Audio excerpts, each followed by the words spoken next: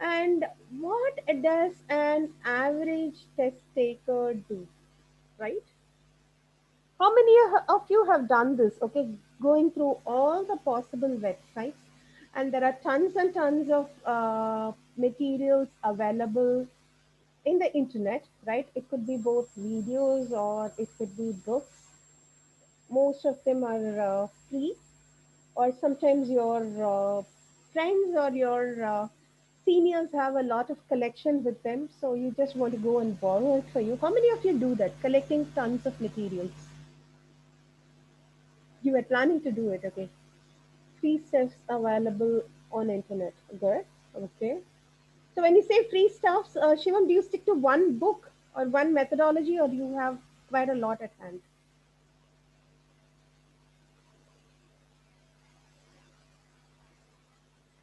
Multiple websites, right?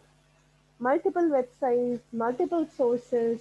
And how much of the content do you think you will be able to cover? Say you have, say, 2 or 3 months for preparation. So, how many videos can you watch during that time? Or how many books can you read? And just trust me, every book will have a different methodology for the same set of questions. Okay, one book will say don't look at the answer options, another one will say go through the answer options and then look at the question, and the third one will say you predict an answer, right? There are multiple, ways that people have written the book. Okay, so how will you choose which is the best methodology? Will you have time to test every methodology there? So by the time you reach all these, right, what happens?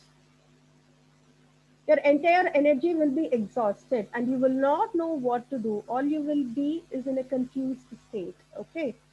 So that is one of the biggest mistakes that an average test taker does, trying to bite much more than they can chew, right? The second thing is join forums and groups. How many of you are part of GRE forums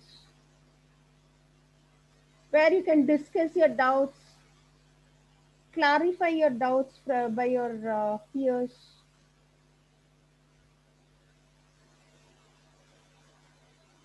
Okay, somebody here.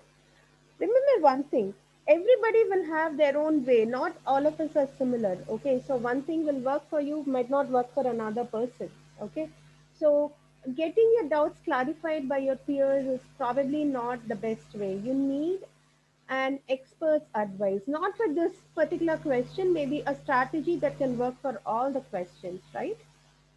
Okay, so don't depend on someone who is on the same position like you to help you with your GRE prep. Okay. And the third thing that we will tend to do is you will know some of the topics really well. Okay. So what you will do is repeatedly do only those questions, right? And feel really good. I did 15 questions today, and guess what? I've gotten all of them right. Okay. So, and that would give you an ego boost. Okay. But what about the areas which are really difficult for you?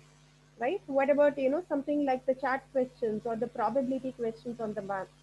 You still may not be very clear about the concepts, right? So what are you going to do about those topics? Tell me.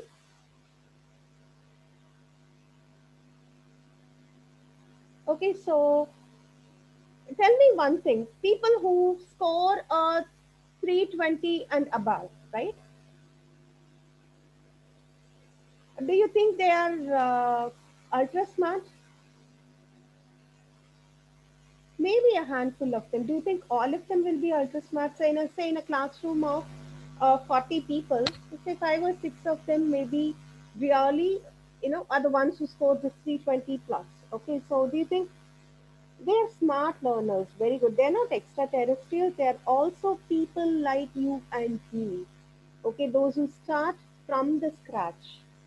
So, what is the big difference between an average test taker and the smart one?